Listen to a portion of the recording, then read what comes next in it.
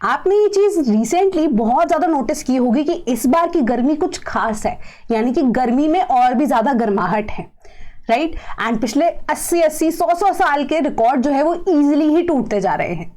तो इनके बारे में जानेंगे एंड जानेंगे इस पर्सपेक्टिव से कि इस फिनोमेना को हम कहते क्या हैं, राइट। तो अगर मैं बताऊं इस फिनोमेना की बात, तो मे भी आपने टर्म सुनी होगी, अगर नहीं सुनी है तो मैं बताती हूं कि इसको बोलते हैं urban heat islands, right. Welcome to sleepy classes. तो आज जानेंगे हम सब कुछ अर्बन हीट आइलैंड्स के बारे में, कैसे ये बनते हैं, इनके इंपैक्ट्स क्या क्या हैं एनवायरमेंटली भी, एंड कैसे इसे रोका जा सकता है, या इनफैक्ट अगर हम कहें कैसे इसे कम किया जा सकता है, right. So without any delay start करते हैं कि अर्बन हीट आइलैंड एक्चुअली में होते क्या हैं।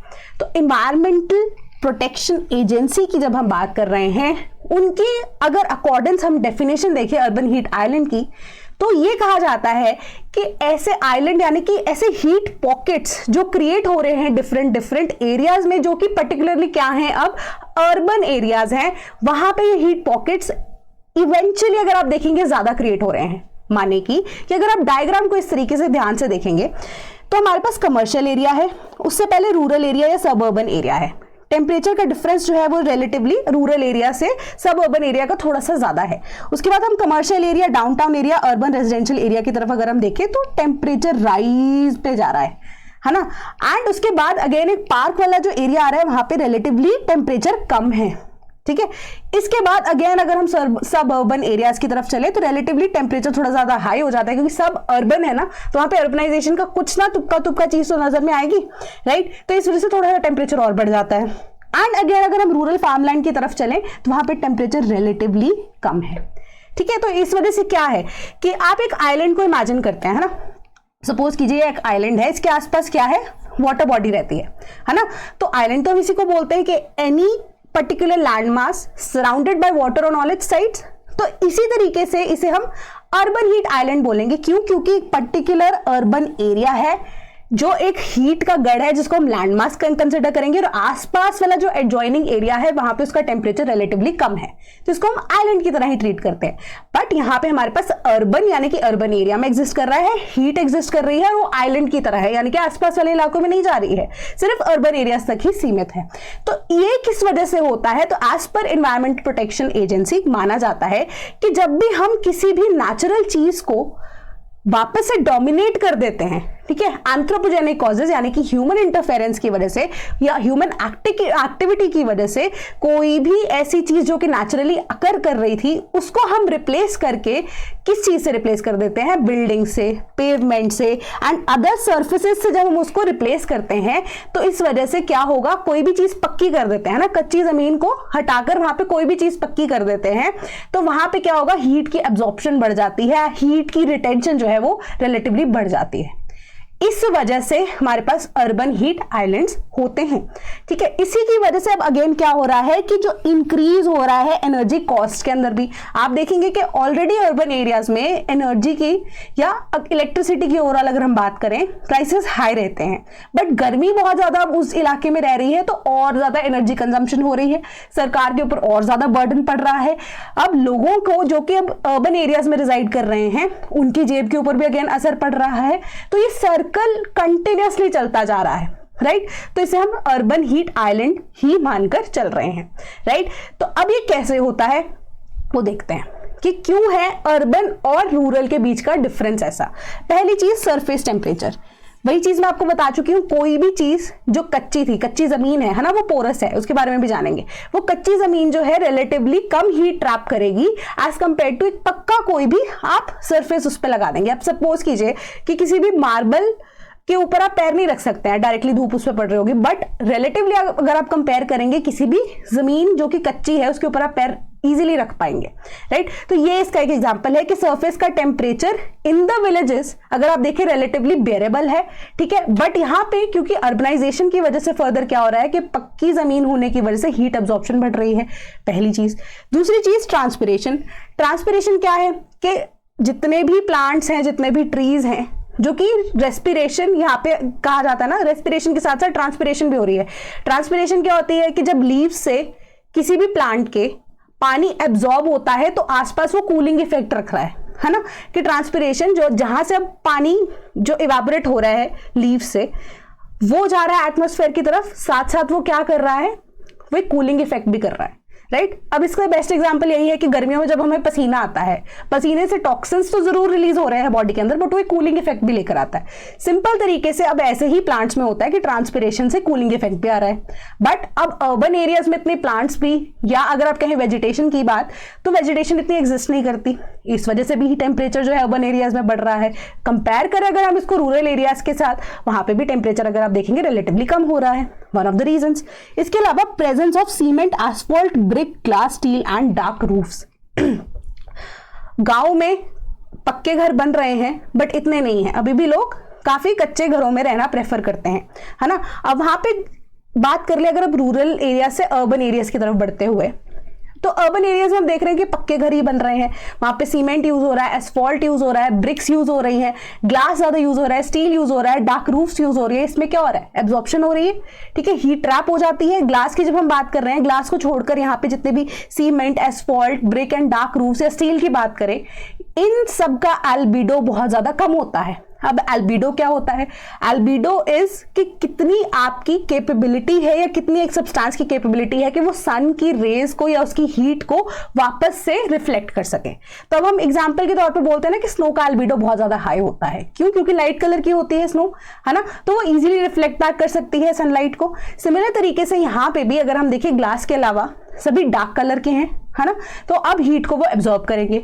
बट ग्लास के केस में हमने एक ग्रीन हाउस इफेक्ट की बात पढ़ी है कि वेवलेंथ की डिफरेंशिएशन की वजह से ग्लास के अंदर या ग्लास के थ्रू सनलाइट पास तो हो जाती है बट वापस नहीं जा पाती, क्योंकि वेवलेंथ चेंज हो जाती है, एनर्जी लॉस होता है, हीट लॉस होता है, तो वो हीट ट्रैप ही हो जाती है, ठीक है। तो ग्लास की वजह से भी फर्दर वो हीट आप कह सकते हो बढ़ जाती है, राइट। इसी वजह से हमारे पास हीट का जो इफेक्ट है वो अर्बन एरियाज में बढ़ रहा है। इसके अलावा absence of permeable layers. Permeable layers क्या होती हैं, अब वही बात है कि कच्चे घर बन रहे हैं, वहां पे अगर आप पानी भी थोड़ा सा छिड़काव करते हुए देखते हैं, उसका इंपैक्ट बहुत ज्यादा पड़ता है।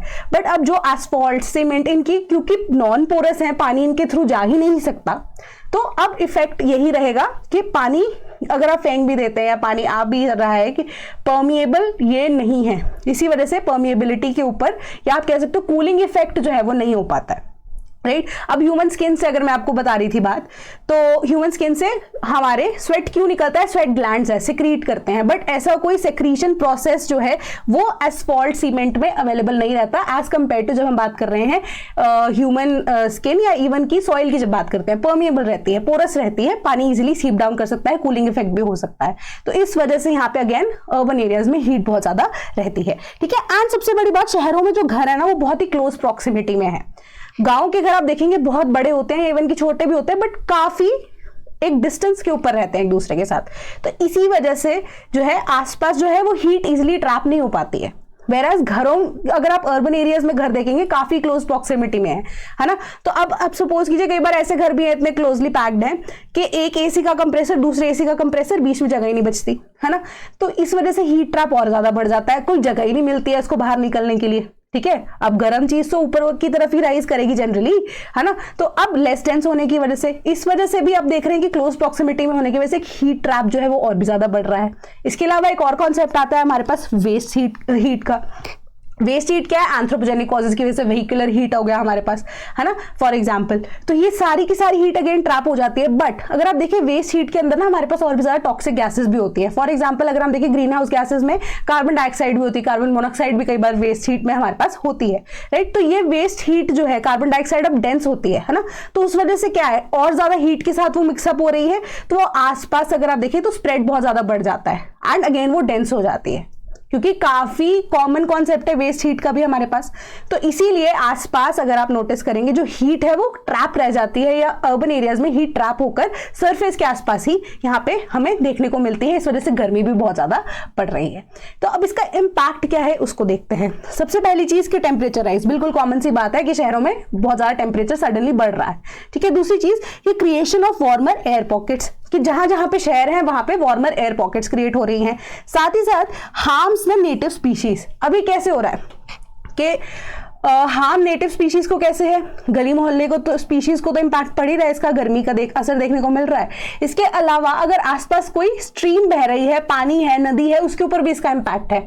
क्यों? अब फॉर एग्जांपल दिल्ली की जब हम बात कर रहे हैं, है ना, तो यमुना में यहाँ पे इस गर्मी का असर भी तो पड़ेगा, क्यों? क्योंकि नेचुरल सी बात है कि टेम्परेचर अगर दिल्ली का राइज हो रहा है, उसके साथ बिल्कुल सटी हुई जो एरिया है या सटी हुई जो रिवर है उसके ऊपर भी एयर पॉकेट कहीं ना कहीं तो असर करेगा, तो वार्मर टेम्परेचर्स होंगे, राइट? तो इस वजह से हमारे पास नेटिव स्पीशीज है उसके ऊपर भी असर पड़ेगा। सो सिमिलर तरीके से वहां पे भी हमारा जो ये इम्पैक्ट एंथ्रोपोजेनिक कॉजेज की वजह से देखने को मिल रहा है। इसके बाद हैम्पर करता है वाटर क्वालिटी। वाटर क्वालिटी को कैसे हैम्पर करेगा जी? क्या मैंने बताया कि टॉक्सिक गैसेस भी रिलीज हो रही हैं, वो पानी के साथ मिक्सअप हो जाएंगी, इससे टॉक्सिसिटी जो है वो नेटिव स्पीशीज के लिए भी है, इसके अलावा वाटर कंटामिनेशन के चांसेस भी बहुत ज्यादा बढ़ जाते हैं, तो वाटर क्वालिटी को भी ये हैम्पर करता है। And all in all more energy consumption, ठीक है? मैं बता रही हूँ ना, जेब से पैसे खुद से जा रहे हैं, इतनी गर्मी है, एसी कूलर के बगैर तो रहा ही नहीं जा रहा इस वक्त, तो इसका इम्पैक्ट जो है एनर्जी कंजम्पशन के ऊपर या हमारे रिसोर्सेज के ऊपर ऑल द वे मोर यहाँ पे देखने को मिल रहा है, ठीक है? अब इसको रोका कैसे जा सकता है? फेयरली सिंपल सी बात है कि सबसे पहली चीज कि ग्रीन रूफिंग की जानी चाहिए। ग्रीन रूफिंग क्या होती है कि छत पे अगर आपके पास छत अवेलेबल है या आपके पास बालकनीज है, वहां पे प्लांट्स को मैक्सिमम से मैक्सिमम उगाया जा सके, ठीक है? पॉट्स को रख दीजिए, है ना? तो इसी वजह से। सेकेंडली कि light coloured coating. Light colour क्यों? क्योंकि एल्बिडो वाला इफेक्ट मैंने आपको समझाया, लाइट कलर होगा इसी वजह से जो एल्बिडो है या जो उसकी एब्जॉर्प्शन रेट अगर आप कहेंगे किसी भी सरफेस का, वो कम हो जाएगा, रिफ्लेक्टिविटी ज्यादा बढ़ जाएगी, ठीक है? इसके अलावा ग्रीनरी, जहां पे ज्यादा पेड़ पौधे होंगे नेचुरल सी बात है ट्रांसपिरेशन ज्यादा होगी, अगेन कूलिंग इफेक्ट जो है वो क्वाइट विजिबल होगा। इसके अलावा रिड्यूसिंग द एंथ्रोपोजेनिक कॉजेज, जिसमें हम वेहिकुलर एमिशंस की बात कर रहे हैं ज्यादा से ज्यादा, ठीक है, कि उसको कम किया जाना चाहिए।